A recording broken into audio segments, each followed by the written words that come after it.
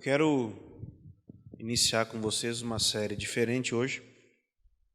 Eu quero falar sobre o Evangelho para os evangélicos. Esse é o assunto que eu quero tratar. Ou seja, eu quero pensar com vocês nesses dias se o Evangelho ele é só para quem não é convertido ou o Evangelho também é para os cristãos.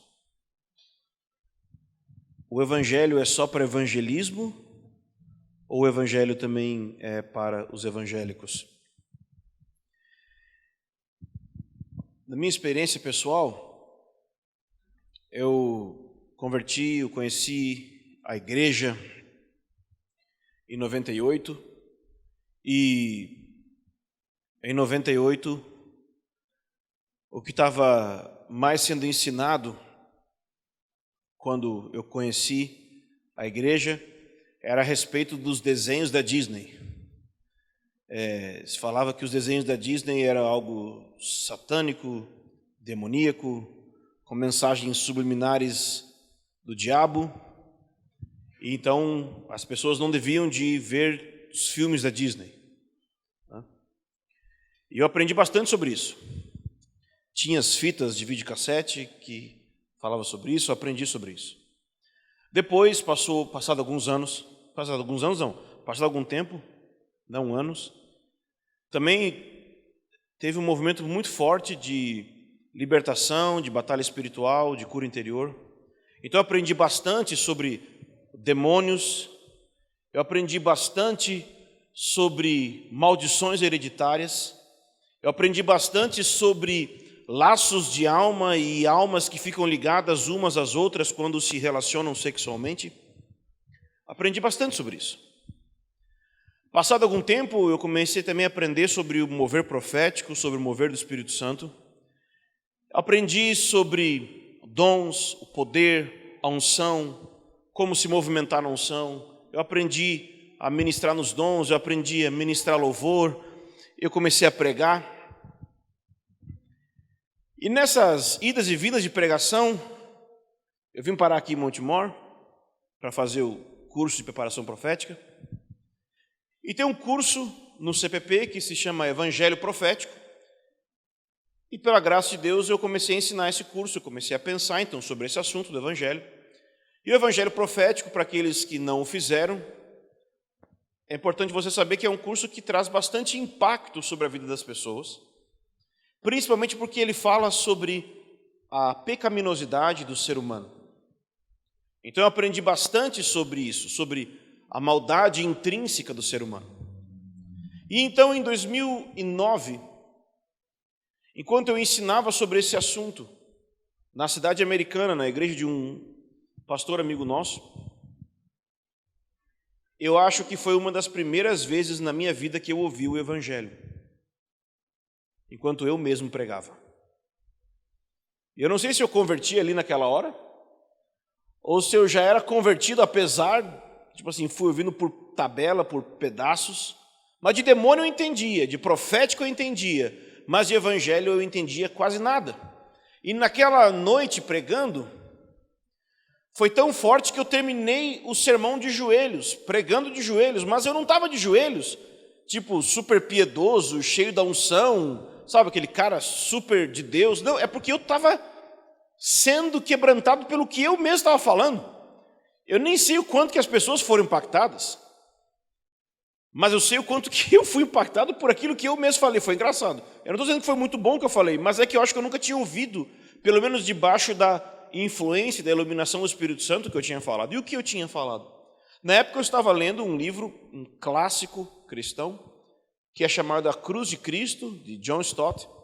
E esse livro trata não apenas da pecaminosidade ou da maldade do ser humano, que é um assunto que está incluso no Evangelho, mas não é o Evangelho. E John Stott fala sobre a cruz e sobre a obra de Jesus na cruz e como que Jesus recebeu a ira de Deus sobre si mesmo na cruz para liberar perdão e reconciliação sobre nós. E eu fiquei muito impactado. Eu lembro que eu estava com o seu Roberto junto, E quando a gente entrou no carro para voltar para casa, ele falou, esse é o evangelho verdadeiro, né? E para quem conhece o Roberto, receber um elogio desse, poderia morrer, né? Tá bom, se o Roberto falou que eu falei, que eu fiz isso, tá perfeito. Mas eu fiquei pensando, é verdade, e eu acho que nem eu tinha ouvido isso que eu acabei de falar. E naquela época, então, começou uma jornada na minha vida de buscar realmente entender o que é o evangelho, que é muito mais do que não ter brecha para demônios, é muito mais do que não ver filme da Disney, é muito mais do que se mover no profético, é muito mais do que falar simplesmente da maldade do ser humano. O evangelho é mais do que isso. Tem um irmão que eu gosto muito dele, porque ele é bem joia, bem legal pregando, chama Matt Chandler, ele é de Texas, de Dallas. E ele conta que um dia ele estava rolando um batismo na igreja dele, um domingo que várias pessoas são batizadas ao mesmo tempo. E chegou um rapaz e abraçou ele e falou, pastor, eu queria agradecer por tudo que aconteceu na minha vida, pelo senhor ter pregado o evangelho, muito obrigado. E eu também queria dizer que eu trouxe uma amiga minha que é bruxa. Ela não sabia que isso era um culto, ela está cheia de raiva, e eu vim aqui falar para o senhor, porque caso alguma coisa aconteça, o senhor já sabe, né? Ele parou, ele pensou, pregar a Bíblia eu sei, mas lidar com coisas de Harry Potter eu nunca fui muito bom, ele pensou. E ele ficou muito preocupado com o que poderia acontecer durante o culto. E no primeiro batismo, então, o culto lá acontecia da seguinte maneira, uma pessoa levantava, assim, lá perto do batistério, dava o testemunho da sua vida, de como tinha convertido, e era batizada. Pessoa após pessoa, dava o testemunho e era batizada. A primeira pessoa que levantou, uma mulher de mais ou menos uns 30 anos, deu um testemunho que por pelo menos 15 anos da vida dela, ela tinha passado, vivido dentro da bruxaria, e como que Jesus era muito melhor do que aquilo, e Jesus tinha transformado a vida dela. Então ele ficou muito mais aliviado, pensou, graças a Deus, Deus está no controle, pelo menos um testemunho para aquela mulher lá e tal. Depois dela veio um outro rapaz, foi dar um testemunho meio estranho, dizendo que era um ateísta, budista, alcoólatra com problemas sexuais, ou seja, uma coisa muito estranha. E ele também tinha sido convertido, e Deus estava fazendo a obra na vida dele, mudando o coração dele. Então esse irmão, o Matt, pensou, essa noite é uma daquelas noites, grandes testemunhos, que se a gente gravar, botar na internet, vai bombar, vai ser adrenalina na alma da igreja, que maravilha. Mas os próximos 3 ou 4 testemunhos, ele conta que preocuparam muito ele, porque todos eram muito parecidos. E os testemunhos eram mais ou menos o seguinte. Eu cresci na igreja, meus pais eram cristãos, e eu fiquei até mais ou menos meus 15 anos de idade na igreja, meus 12 anos de idade na igreja.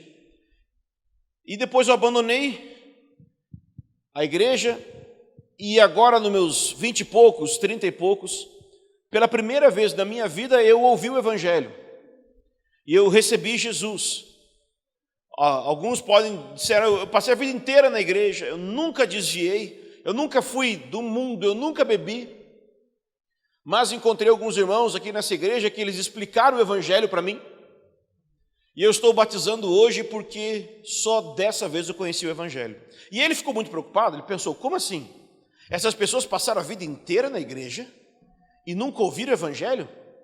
Então ele lutou com esse pensamento e a conclusão dele era, não, na verdade elas escutaram, mas não ouviram. Ou seja, elas ouviram a pregação, mas não tinham ouvidos para ouvir Deus falando ao coração delas.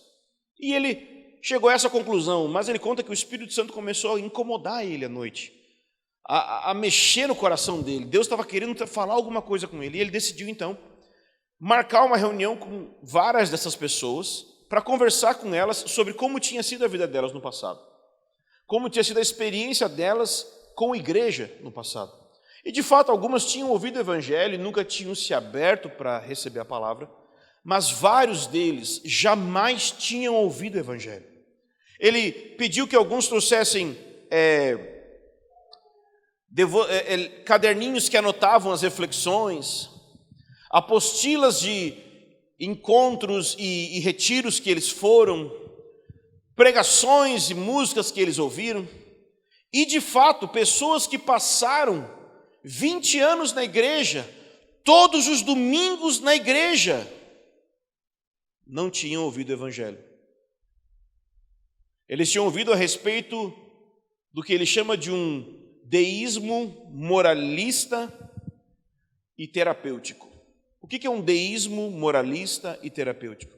Deísmo é uma religião que fala sobre um Deus distante, que existe, mas não interfere, está lá longe. Então eles aprenderam sobre um Deus distante, deísmo. Mas era um deísmo moralista, ou seja, era um deísmo que ensinava sobre não beba, não fume, não dance, não faça isso, não vista desse jeito, não escute esse tipo de música, não leia esse tipo de livro, não veja esse tipo de filme. E ao mesmo tempo era terapêutico, porque era recheado com jogadas psicológicas para você se sentir bem e voltar a semana que vem. Você é lindo, você é bonitinho, você é querido, você é demais. Mas faça a tua parte. Conhece aquele versículo? Faça a tua parte e eu te ajudarei, né? Está em 1 Heresias, capítulo 5. Então, as pessoas... esse versículo não existe, ok? Então, muitas dessas pessoas, elas jamais tinham ouvido o Evangelho. E eu fico pensando, será que eu também vou ser um pastor que vou cuidar de uma igreja onde as pessoas vão passar a vida inteira? E aí talvez quando o B fica grande, ele fala, então, estou com 20 e poucos anos, ouvi o Evangelho pela primeira vez. Porque todos os anos que ele veio na igreja, enquanto eu pregava, ele não ouviu o Evangelho. Será que pessoas vão nos visitar, vão passar tempo aqui e não vão ouvir o Evangelho? E um dos motivos pelos quais muita gente não ouve o Evangelho na igreja é porque o Evangelho, ele é presumido. O Evangelho é presumido, ou seja, se presume que se você está vindo à igreja, se você está frequentando os cultos, se você faz orações, canta as músicas, dá o dízimo, certamente você conhece o Evangelho. Mas isso é presumir. Você pode ser adepto a uma série de comportamentos e práticas externos, mas não crer no Evangelho de fato. Então eu queria argumentar hoje com vocês, eu queria dizer que o Evangelho não é apenas algo que você ouve quando você, entre aspas, aceita Jesus. Eu queria argumentar, eu queria dizer que o Evangelho é para você ouvir para sempre. E eu sinto no meu coração um encargo, um peso do Senhor. Eu sinto Deus colocando esse peso no meu coração, dizendo, você precisa pregar o Evangelho aos irmãos e não presumir que eles conhecem, nem que são salvos. Porque se não conhece, não é salvo. Então, a primeira coisa que eu queria que você pensasse, quando você lê as epístolas de Paulo, Hebreus, por exemplo, quando você lê Tiago, quando você lê Pedro, e você olha aquelas palavras lá, principalmente nas epístolas, palavras como graça, misericórdia, reconciliação, o sangue de Jesus, a cruz de Jesus. Já parou para pensar que a gente geralmente, quando lê essas palavras, a gente tem a tendência de colocar elas tipo numa gaveta que a gente chama de evangelismo. A gente faz isso. Graça. Nossa, se eu ouvir alguém, se eu encontrar alguém na rua pregar o evangelho, vou falar sobre isso. Sobre graça. Sobre como quando nós estávamos mortos, Deus nos deu vida em Cristo. Uau! Se eu encontrar alguém para evangelizar, vou falar sobre isso. Sobre como que o sacrifício de Jesus nos reconcilia com Deus. Uau, se eu encontrar alguém no colégio, alguém na faculdade, no meu trabalho, eu vou falar sobre esse versículo, eu vou falar sobre essa verdade, porque eu tenho que pregar o evangelho para as pessoas. Se eu for fazer missões em algum lugar, eu vou pregar esses versículos para as pessoas.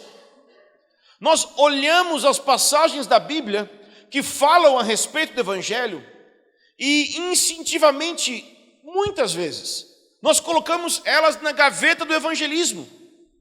colocamos ela numa gaveta que não se aplica a nós.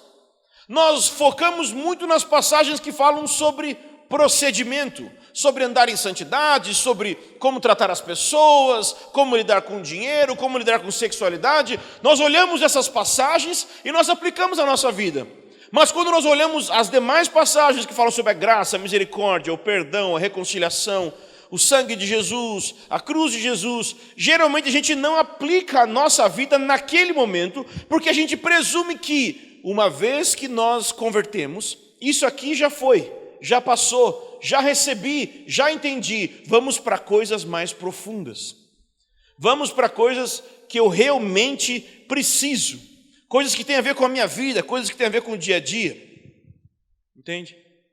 E pensando dessa forma, a gente acaba vivendo o evangelho presumido. Por exemplo, eu vou ler uma passagem aqui em Romanos.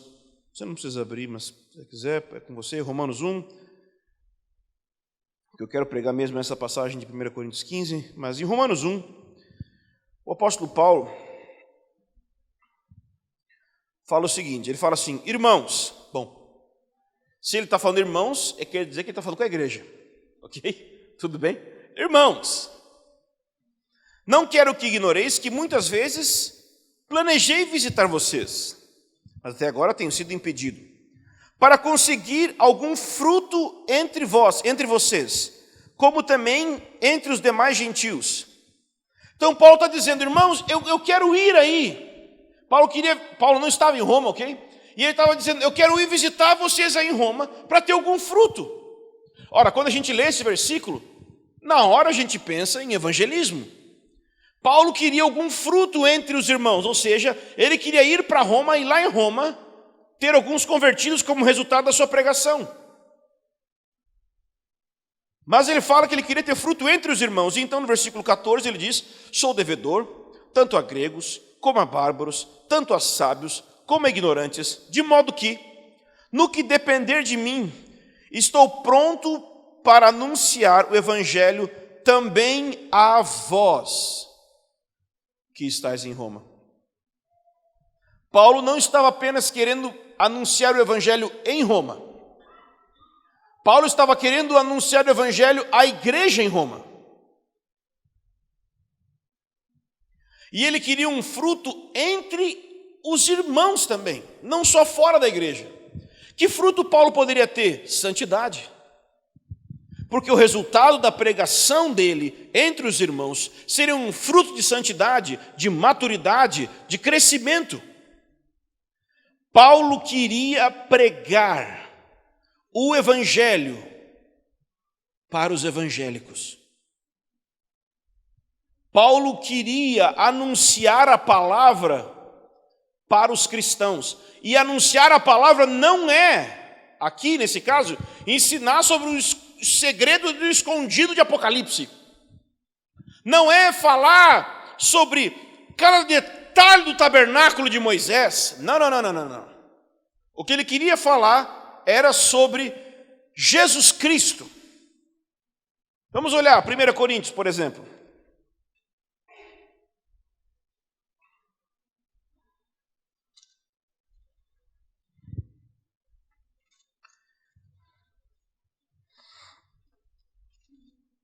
Primeira Coríntios, no capítulo 2, Paulo diz assim: irmãos, quando eu fui até vós, anunciando-vos o mistério de Deus, não fui com linguagem pomposa, nem de sabedoria, pois resolvi nada saber entre vós, a não ser Jesus Cristo e este crucificado. Paulo só queria saber de uma coisa. Entre aqueles irmãos, Paulo só queria pregar uma coisa: Jesus Cristo e esse crucificado. Às vezes a gente pensa assim: não, mas vamos falar de um negócio mais alto. Vamos falar sobre a divina revelação do inferno, que talvez é uma infernal revelação de coisa nenhuma, porque o que está nesse livro não está na Bíblia. Por que a gente está tão interessado em coisas que não têm relevância, tal qual o Evangelho? Porque não existe nada mais importante que o Evangelho. Não existe nada mais profundo que o Evangelho. Você vai estar no reino de Deus por milhares e milhares de anos. E você ainda não vai ter compreendido a grandeza daquilo que Cristo fez na cruz por nós. Porque é profundo, porque é largo, porque é alto. As extensões do amor dele, ela vai além da nossa compreensão. Em Gálatas, no capítulo 2,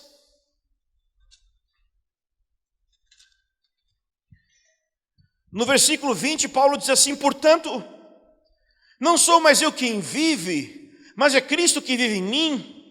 E essa vida que agora vivo no corpo, vivo pela fé no Filho de Deus, que me amou e se entregou por mim. E assim não cancelo a graça de Deus, pois se a justiça vem por meio da lei, então Cristo morreu inutilmente. Ó Gálatas, capítulo 3, insensatos, quem vos seduziu?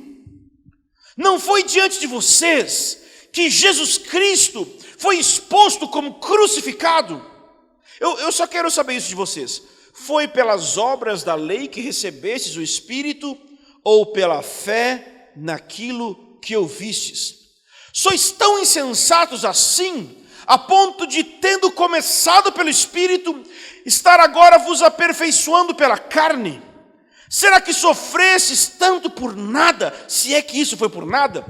Aquele que vos dá o Espírito e que realiza milagres entre vós, será que o faz pelas obras da lei ou pela fé naquilo que ouvistes? E aí ele vai começar a pregar. Assim foi com Abraão, que creu em Deus, e isso lhe foi atribuído como justiça. Paulo pregava o evangelho para os irmãos da Galácia, para os irmãos da igreja em Corinto, para os irmãos da igreja em Roma. Paulo pregava o evangelho para todas as pessoas.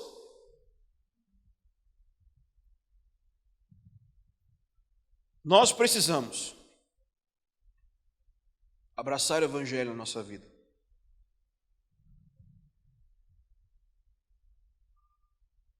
E ninguém aqui está isento disso, a começar por mim. Ninguém aqui pode dizer: nossa, eu já entendi o evangelho, a cruz, Jesus, graça, arrependimento, fé, beleza, vamos embora, já entendi, já sei como é que é a história. Não. Se você acha que sabe algo, você não sabe como convém saber. Você não sabe de nada. Queria que você agora fosse de fato para a passagem então que eu disse que eu vou pregar. 1 Coríntios, capítulo 15, versículo 1.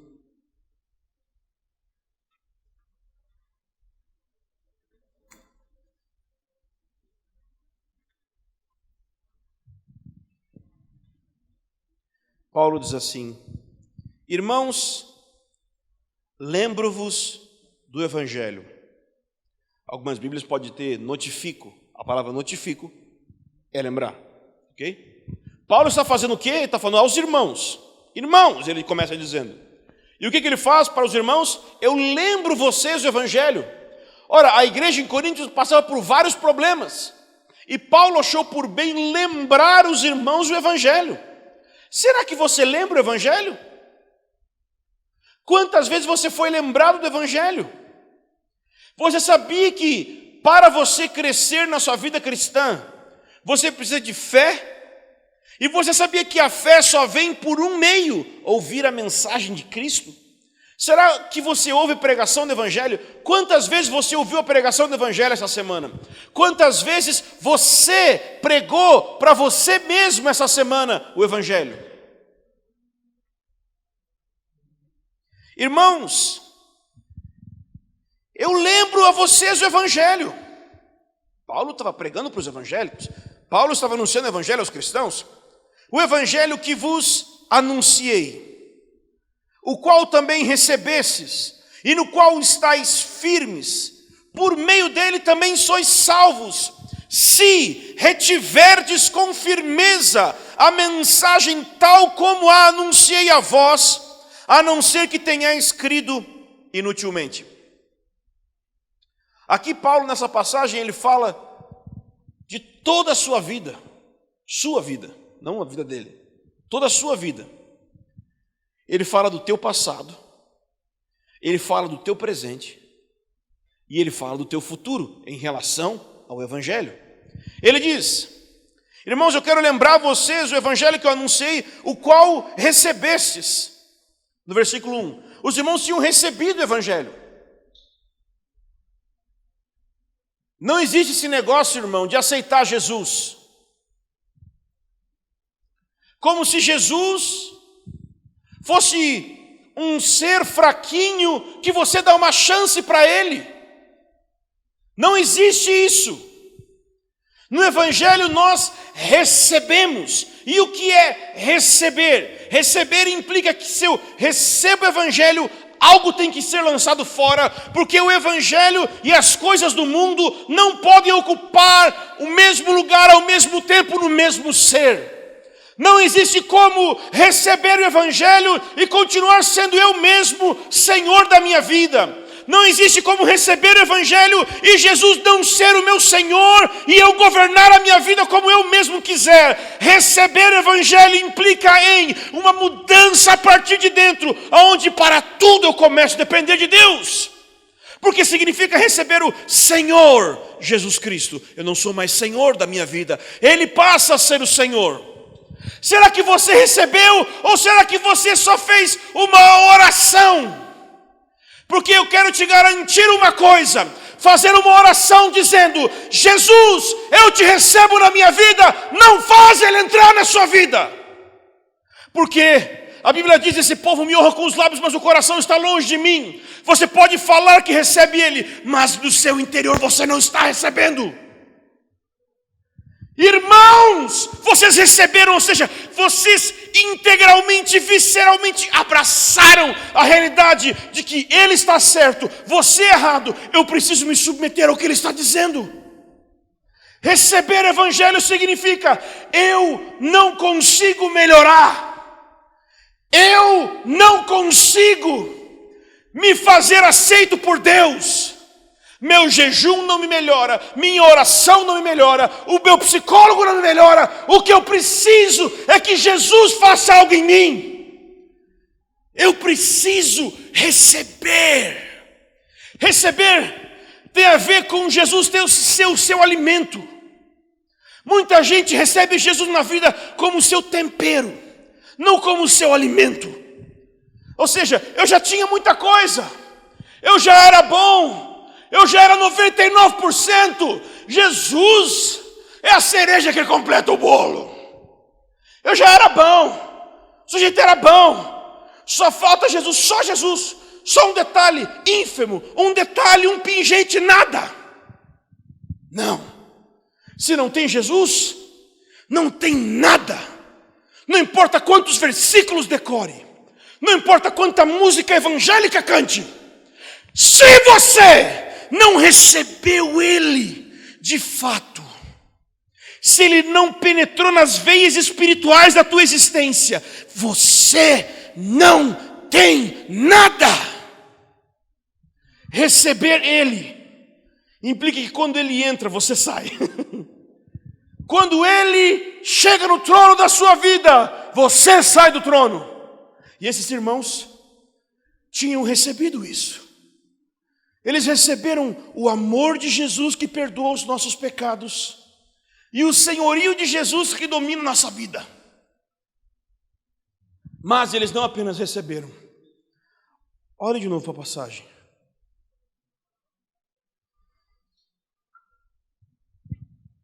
Irmãos, eu lembro o evangelho que vos anunciei, o qual recebestes, e no qual estáis firmes. Não é só receber.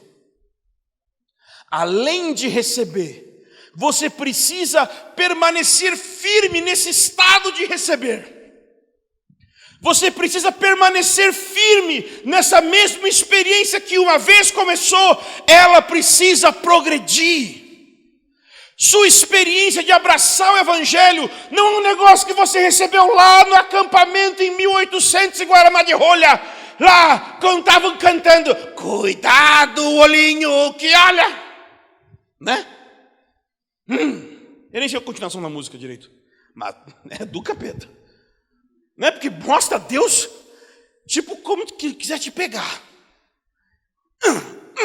te matar. Vocês receberam? Amém. E você permanece? Você está firme?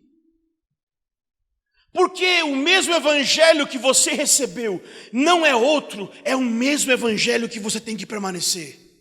É o mesmo Jesus, é a mesma cruz, é o mesmo sangue, é o mesmo pecado, é a mesma ira, é a mesma reconciliação, é a mesma graça. Eu preciso permanecer nesse estado de ser aquele que recebe. Ele diz: vocês receberam e por meio deles sois salvos. Essa expressão aqui, sois salvos, seria melhor traduzido por vocês estão sendo salvos. O verbo no grego, no presente aqui. Eu quero te garantir uma coisa: se você recebeu ele no passado, você foi salvo. Mas você precisa continuar sendo salvo.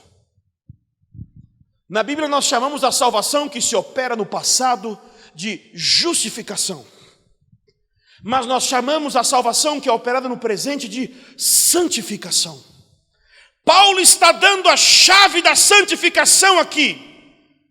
A chave da santificação não tem a ver com o quanto você ora, não tem a ver com o quanto você jejua, não tem a ver com o quanto você não olha a televisão, não tem a ver com o quanto você evangeliza, tem a ver com o quanto você permanece no evangelho, porque é só o evangelho que pode te salvar, é só o evangelho que pode transformar de você de dentro para fora. Não é algum tipo de propósito humano, não é algum tipo de disciplina humana, isso são obras.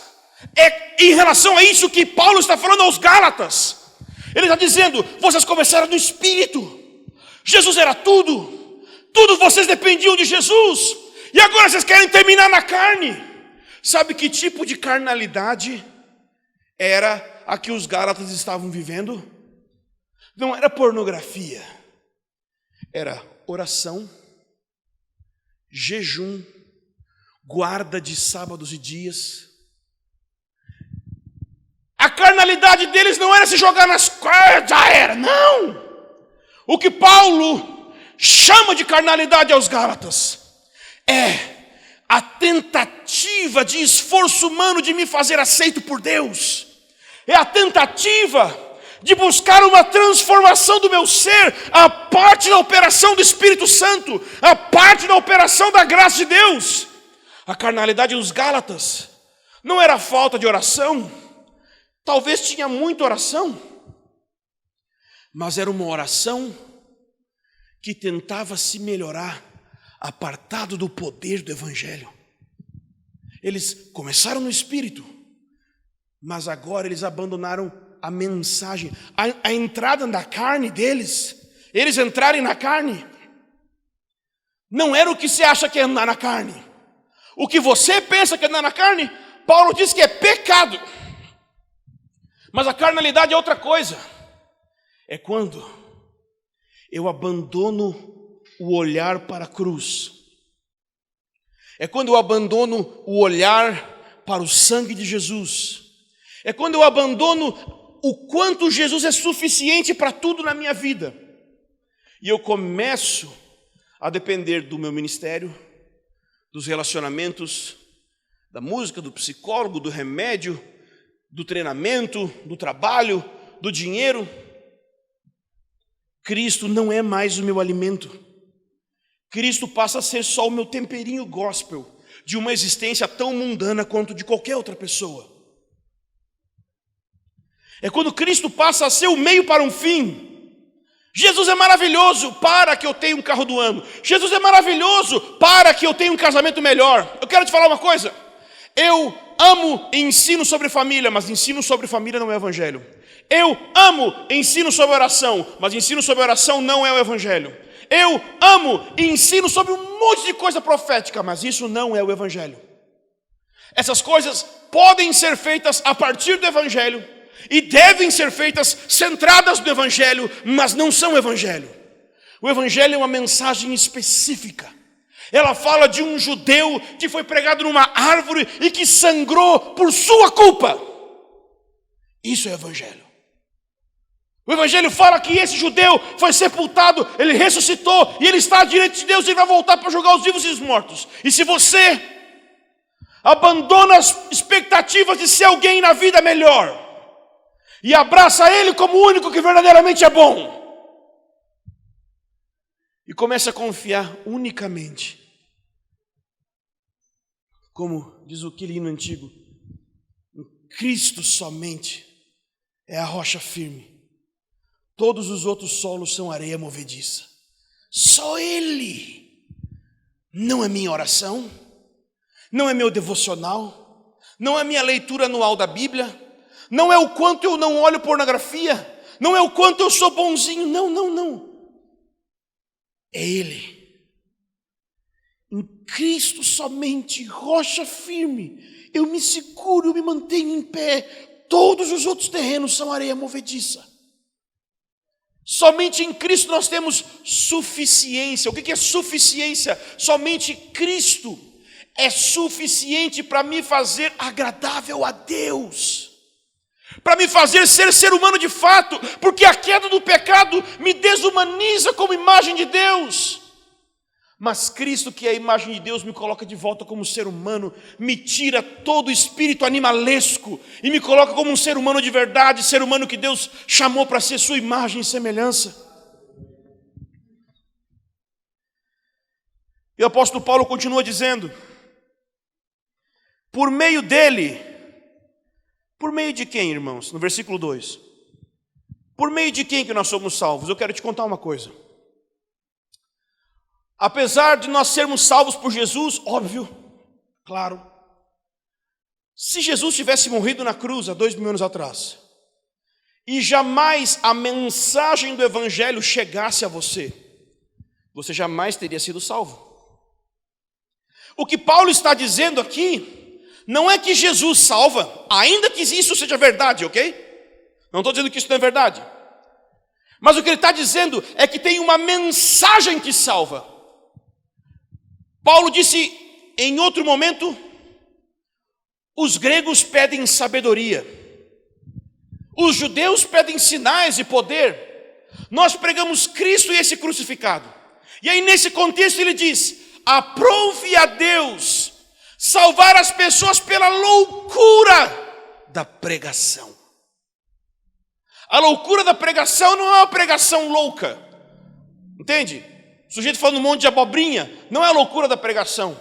A loucura é o fato de que um judeu pobre na Palestina, pregado numa cruz, nu, é a solução para tudo. E quando a gente fala sobre isso, Deus do céu vem com seu espírito e tira almas que estavam no inferno e coloca elas na presença dele. Isso é uma loucura. Um psicólogo não pode fazer isso, remédio não pode fazer isso, música não pode fazer isso, dinheiro não pode fazer isso. Em Cristo somente estão os meus pés. Todo demais, tudo é areia movediça. Nada é firme como o Cristo crucificado, nada é firme como sua graça que foi demonstrada na cruz. Não tem nada maior do que essa graça, nada. Ele diz no versículo 2: por meio dele também sois salvos. E agora fica maravilhoso, porque agora o calvinista treme achando que o pastor virou arminiano. Se retiverdes com firmeza a mensagem. O Evangelho não é Jesus te ama, ainda que isso faça parte do Evangelho. O Evangelho é uma mensagem, é uma história. Eu falei para o pessoal, a gente estava estudando teologia ontem, e eu falei: sabe por quê? Que a maioria de nós aqui na comunidade tem maior facilidade de fazer evangelismo de poder. E o que a gente chama de evangelismo de poder aqui é sair nas ruas orando para que o poder do Espírito Santo venha sobre as pessoas, com cura, com operação de milagres. É porque a gente não tem o que falar. É maravilhoso quando Deus opera através da oração. Mas você entende que se você não pudesse orar, o que você falaria? Existe uma mensagem. Nós precisamos falar a mensagem. Por quê? Porque por meio dela sois salvos.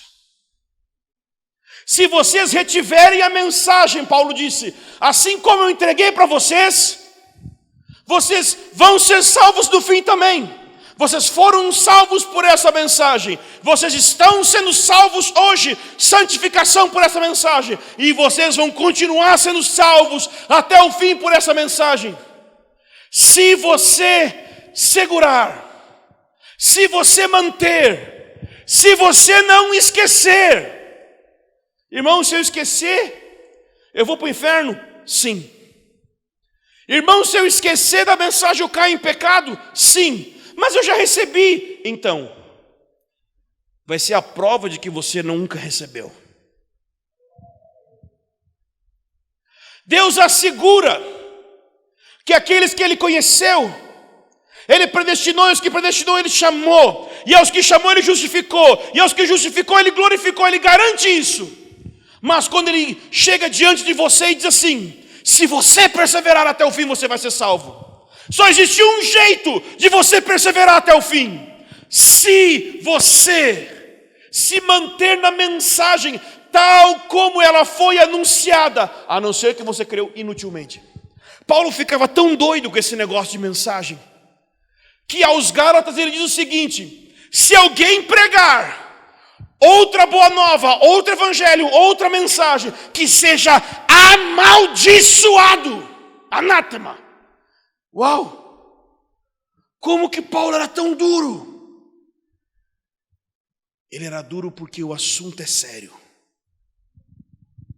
O assunto é o peso eterno de uma alma que pode estar diante de Deus para sempre, ou para sempre afastada da glória dele e ser esmagada debaixo da ira dele.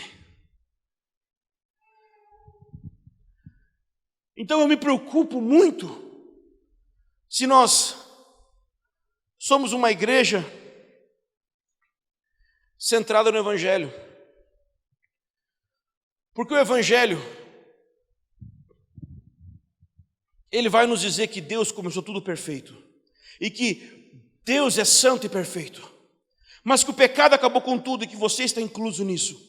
Que você quebrou a lei de Deus e que Deus, no seu infinito amor com que nos amou, estando nós ainda mortos nos nossos delitos e pecados, Ele enviou o seu Filho para que o seu Filho fosse esmagado debaixo da ira dele, que Ele queria enviar sobre você. Porque você merecia a ira de Deus, você merecia ser esmagado debaixo dessa ira, mas o Filho dele foi esmagado debaixo dessa ira, e Ele que não tinha pecado, Deus o fez pecado por nós, para que nele nós pudéssemos ser feitos justiça de Deus. Aquele que não tinha nada, não existia nada para condenar Jesus. Maldito todo aquele que for pendurado em um madeiro.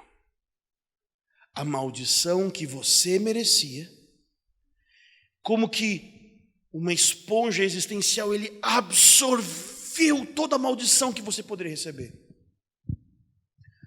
Toda a condenação que você poderia receber.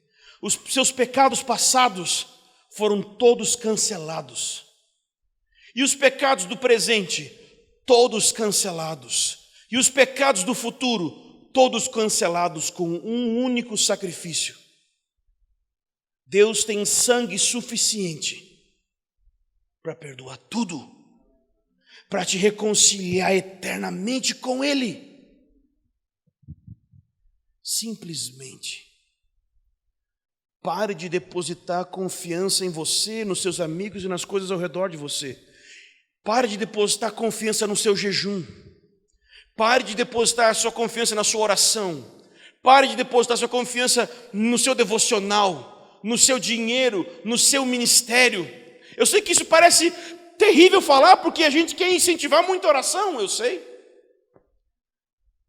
Mas se qualquer tipo de oração diminui a beleza da glória do Evangelho, é demoníaco. Não existe nada maior do que o Evangelho. Não existe nada mais importante que o Evangelho.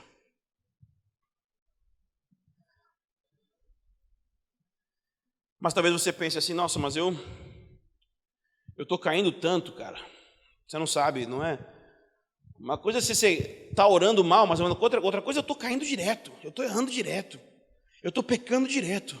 Eu não estou nesse negócio aí de legalismo da oração. Eu estou pecando mesmo. Eu estou caindo mesmo. Eu queria que você pensasse na metáfora de um pai quando olha o seu filho aprendendo a caminhar. Já percebeu, né? A Aninha acabou de nascer.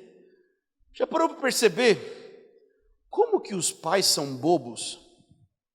Assim, o menino está ali, né? A criança está ali. Aí, de repente, de engatinhar, né? Tipo G.I. Joe, ela aprende a ficar em cima dos móveis. Ela fica daquele jeito, não fica? Né? E aí tira as mãozinhas e depois bota de novo. Tira as mãozinhas e bota de novo. E toda criança, até mais ou menos 1 ano, ela tem um cabeção, eu acho. Minha opinião. Toda criança. A gente olha, mas essa criança tem um cabeção, não, ela vai crescer e vai ao redor da cabeça. Sim, não fale dos irmãos que você acha que não se moveram nessa direção.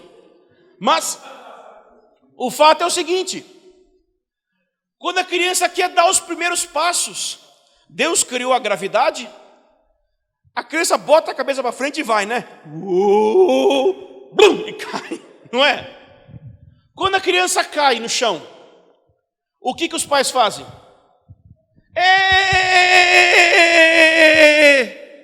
Ele está andando 3 passos. Já parou para pensar, você chegando no trabalho amanhã, você está andando, o pessoal, está andando, hein? Uhul! Volta lá, vem de lá para cá, vem! O que é isso? Por que você está celebrando o fato de eu andar? Deus é um pai que celebra os primeiros passos dos seus filhos. E mesmo que você caiu, Deus está contando não é quantas vezes você caiu, mas é quantos passos você deu. E Ele está celebrando isso. E Ele está muito alegre como você está aprendendo a andar. Deus não está olhando para você, já parou para pensar? Criança cai no chão, está aprendendo a andar, o pai fala, que criança estúpida. Eu ando, sua mãe anda, todo mundo caminha aqui nessa casa, como é que você não faz isso? Jamais um pai vai fazer isso. Jamais. Deus está celebrando a sua caminhada, mesmo que os seus passos não são perfeitos, mesmo que os seus passos não são de alguém que está correndo com os cavalos. Por que eu estou dizendo isso? Porque de desviar eu entendo, viu? Eu sei desviar, eu sei fazer bem. Eu desviei várias vezes nessa minha jornadinha. E o que eu descobri é que grande motivo pelo qual eu desviava é que cada vez que eu caía eu pensava, meu Deus, perdi tudo! Meu Deus, eu estou caindo direto! Nunca eu consigo andar! Nunca eu consigo ficar de pé! Não estou conseguindo. E eu não via os olhos do meu pai no céu dizendo, que? Você está aprendendo a andar. Você não sabe o quanto que eu estou alegre. Se você caiu, abandona essa depressão. Porque isso aí não é arrependimento. Isso é autocomiseração. Quer demonstrar arrependimento? Levanta e anda. Começa a andar. Não na sua força, não no seu jejum, não na sua promessa de Deus, amanhã eu vou fazer, eu prometo. Cara, para de prometer. Ouve Ele prometendo, eu estou com você sempre. Para de fazer promessa para Deus. Começa a ouvir as promessas que Deus tem para você, da presença, da graça, do amor, do sustentar da providência dEle. Deus trabalha no meio do caos. Talvez sua vida está um caos. Mas já parou para pensar em Moisés? Moisés era tão irado, mas tão irado que matou um cara. Noé era pinguço, encheu a cara. E está na Bíblia registrado. O Davi pegou a mulher do outro, adúltero. E Pedro? Gente, Pedro é tipo o campeão, né? Pedro de todos na Bíblia, Pedro é tipo um espetáculo. Ele é um ministério do alto e baixo. Em um minuto ele tem uma revelação, na outra, Satanás usa a boca dele. Altos e baixos era com Pedro. E você já parou para pensar que são esses os grandes homens de Deus na Bíblia? Já parou para pensar que Sara, a grande mãe da fé, também propôs para o marido dela pegar uma outra mulher? E depois que o marido dela pegou a mulher, ela mandou a mulher embora. E o Abraão fez tudo juntinho. E Deus estava ali. Deus está com você. Não porque você é bom, não porque você é especial, não porque você é joinha, é porque Cristo, na cruz, pagou pelo pecado que você cometeu, comete e vai cometer, para que jamais Deus se afaste de você, para que jamais você perca a presença de Deus sobre você. Jesus viveu a vida perfeita que você jamais viveu. Jesus morreu na cruz recebendo a culpa dos teus pecados. Mas ele ressuscitou, porque Deus estava dizendo, agora sim, o poder da morte e do pecado vai ser vencido. Então, cada vez que Deus olha para você, Deus olha a retidão de Jesus. Cada vez que Deus olha para você, Deus olha o sangue de Jesus. E cada vez que Deus olha para você, Ele vê o poder de Jesus para vencer o pecado. Está sobre você, para vencer o pecado, a tentação. Jesus ressuscitou, Jesus venceu o pecado e a morte. E o poder da ressurreição dele está disponível para você por meio do Evangelho. Então, nessa noite,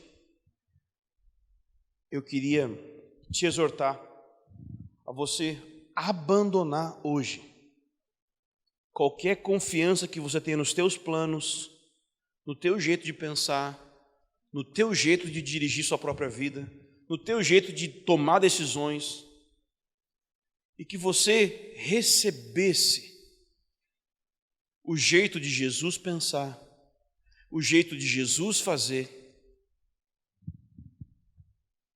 Jesus, quando morreu na cruz, ele pagou pelos teus pecados, mas quando ele ressuscitou, ele venceu o poder do pecado.